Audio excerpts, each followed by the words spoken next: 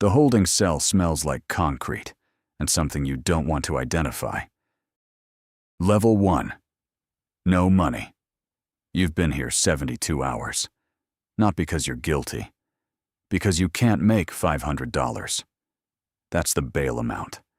$500 for a misdemeanor charge you didn't expect and don't fully understand. The judge said it in 40 seconds. You didn't have time to ask what it meant. The public defender assigned to you has 87 other cases. You know this because when he sat down across from you, 11 minutes before your arraignment, he told you. Not as an apology, as a fact. He glanced at the file, asked 2 questions, wrote something down, said your best option was probably a plea. You asked what the plea means for your record. He said it depends. He said he'd look into it. He said he'd call you. He hasn't called. You sit in the cell and try to understand what you're waiting for. Not trial, not justice. Just a call back from someone who has 86 other places to be. The charge is small. The stakes are not. A conviction affects your job application, your housing application, your custody arrangement, your entire next decade. Nobody in this room explains that to you. Nobody is paid to. Your bail goes unpaid. Not because nobody cares, because the math doesn't work. And when the math doesn't work, the system doesn't wait. The system just moves forward without you. Level 2. $500. You made bail. Took you 4 days and a loan from your mother that she couldn't afford to give. You're out. But you still don't have a lawyer. The public defender is still your assigned counsel. He calls once, asks if you've thought about the plea. You say you want to know your options. He says he'll pull the case file. He doesn't. You call the office, hold music, a different voice each time. You explain the situation from the beginning to someone who puts you on hold and transfers you. You look up attorneys online. The cheapest consultation is $150. You have $200 to your name, and rent is in 12 days. You find a legal aid clinic, volunteer attorneys. They're real lawyers. They're trying, but they're understaffed in a way that isn't their fault and can't be fixed by effort alone. The attorney who reviews your file spends 20 minutes with you. She tells you the plea isn't as bad as it sounds. She tells you the alternative, going to trial, costs time and money you don't have. She's right. And the fact that she's right is the problem. You didn't choose this. You were charged. You showed up. You did everything the system asked. And the system is telling you that justice costs more than you have. And the best available substitute is a plea that follows you forever. You sign because you don't see another way. You sign feeling something that isn't guilt. It's closer to surrender. Level 3. $10,000. You hired an attorney, not a great one, but yours. A real one, with an office and a paralegal, and a direct phone number that sometimes gets answered. The difference is immediate. Not dramatic, but real. He read the case file before he met with you, all of it. He asked questions you didn't expect, about witnesses, about the timeline, about what you were doing the hour before. He found a detail in the police report, a time discrepancy. Small, maybe nothing, maybe something. He said he'd file a motion. The public defender never looked for that. Your attorney appears in court the way the system expects someone to appear. He knows the prosecutor by name. He knows the judge's tendencies. He knows which motions get read and which ones get skimmed. You sit next to him and watch the room operate like a language you're only now beginning to hear. He translates occasionally, leans over. Says, "You're fine." Says, "This is normal." His voice is calm in a way that costs money. The motion doesn't get the case dismissed, but it changes the terms. The plea deal improves. The charges reduce. the impact on your record shrinks. Nothing he did was magic. He just had time to look. Time that was never available at level 1 and 2, because time is what money buys in this system. You pay the bill. It's almost everything you had. You're financially damaged. Legally, you're significantly better off. The two facts exist in the same sentence, and the gap between them is where most people live. Level 4. $50,000. Your attorney has an office on the 14th floor. The view isn't important. The address is. It signals something to the prosecutor, to the clerk, to the judge when he files. It says this case won't be easy. It says the other side has resources, and they plan to use them. He reviewed every page of discovery. He had a paralegal index it. He flagged procedural issues with the stop that led to the charge. He's not certain they're enough. He's certain they're worth raising. The negotiation looks different now. You're not asking the prosecutor what deal is available. You're telling the prosecutor what your attorney is prepared to do if they don't come to the table. The deal they offer is better. Not because the system changed, because you hired someone who made ignoring you expensive. You sit in a conference room while your attorney is on the phone with the assistant DA. You can hear the tone of the call, but not the words. The tone is even. Professional. Two people who went to similar law schools negotiating the terms of your life like a contract dispute. They reach an agreement. Your attorney comes back in, explains it in plain English, asks what you want to do. You say yes.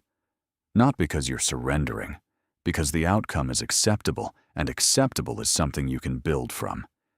Your record reflects almost nothing. Your bank account is depleted. Your understanding of what money does in a courtroom is permanent. Level 5. $200,000. You don't just have a lawyer. You have a team. Lead attorney, associate attorney, 2 paralegals. A private investigator hired 3 days after your arrest, who has already interviewed 2 witnesses the police report didn't name.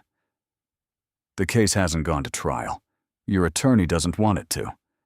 Not because you'd lose, because winning is expensive, and settlement is available, and your attorney is good enough to know the difference between a fight worth having and a fight worth pricing. The prosecutor across from you has the same case they always had. You now have a box of depositions, a chain of custody challenge, a motion to suppress evidence, and 3 alternative theories of the timeline. None of them have to be perfect. They just have to be credible enough to make going forward risky for the other side. Your attorney schedules a meeting with the DA's office, not the assistant, the DA. The conversation is professional. Both sides are aware of the cost of trial. Both sides are aware of what winning looks like for each of them. A negotiation happens that has nothing to do with guilt or innocence and everything to do with institutional efficiency.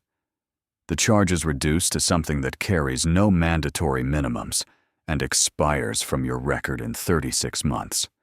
You pay your attorneys $170,000. You walk out into daylight, and the word that comes to mind isn't grateful, it's expensive. And you know now, precisely, what expensive means in a courthouse. Level 6. $1 million. You're at a white-collar defense firm. The kind of firm where the senior partners went to school with the judges and clerks remember their names. You're not in a holding cell. You were never in one. The moment you were notified of an investigation, not a charge, an investigation, your attorney was on the phone with federal prosecutors before you had finished reading the letter. That's what $1 million buys. Not a better defense after the fact. A presence at the table before charges are ever filed. Your attorney is in conversations with the DOJ. He is telling them what you will and will not cooperate with. He is shaping the scope of the investigation from the outside, through leverage you didn't know existed, in meetings you're not allowed to attend. You learn about a document request 3 days after your attorney has already responded to it. Everything material, nothing volunteered. legally pristine, tactically precise. The investigation concludes without charges. You are referred to as an unnamed cooperating party in a filing that concerns other people. Your name is not in the filing, not because you did nothing wrong, because someone spent 9 months making sure you weren't in it. You pay the bill. You feel something that takes a while to name. Relief, yes, but underneath it, something clearer. You understand now that the legal system is not a neutral institution. It is a structure, and structures respond to pressure, and pressure costs money, and you had money. Level 7, $10 million. You don't interact with the legal system. Your attorney does, on your behalf, through a firm on annual retainer. The retainer is $800,000 per year, not per case, per year, regardless of whether anything happens. Because when something happens, you want a firm that already knows everything about you. A regulatory inquiry arrives, not a charge, a letter.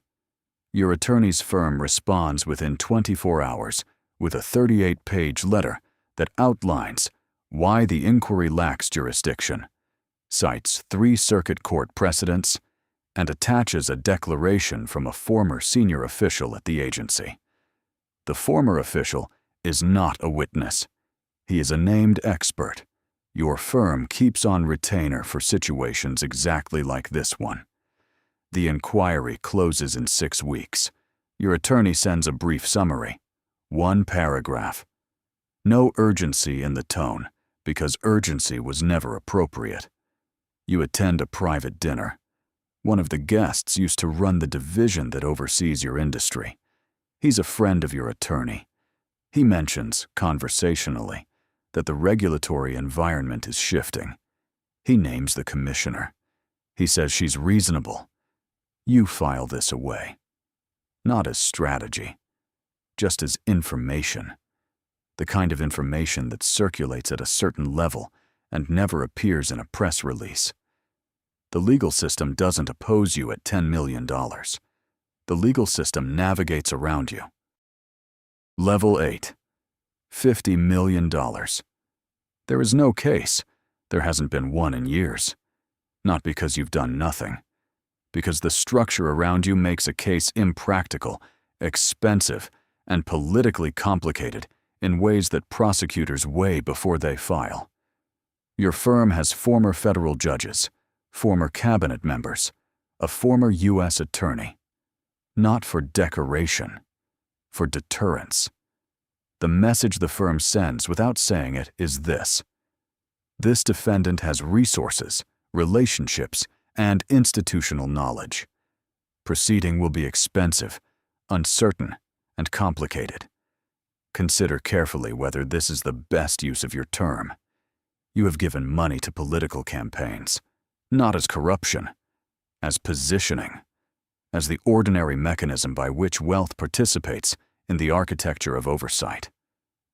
The agencies that might investigate your industry have received testimony from advisors connected to your firm. The rules that apply to your transactions were shaped, in part, by lobbying that your attorneys coordinated. You didn't write the law, but you were in the room where it was written. A junior investigator at a federal agency begins looking at one of your entities. His supervisor suggests he redirect to higher priority cases. The suggestion is not pressure, it's resource allocation. But resource allocation follows the same gravity as everything else. The investigator moves on. You don't receive a call. You don't need to. The system calibrated itself before it reached you. Circular return. Somewhere right now, someone is in a holding cell. They've been there 72 hours. Not because they're guilty, because they can't make $500 bail. Their public defender has 87 cases. Theirs is one of them. He will arrive 11 minutes before the arraignment. He will recommend a plea. He will not call back. They will sign because there's no other way. The same system that just moved an investigation before it became a charge is currently moving that person through a process they don't understand. toward a record that follows them forever, without explanation, without recourse, without a return call.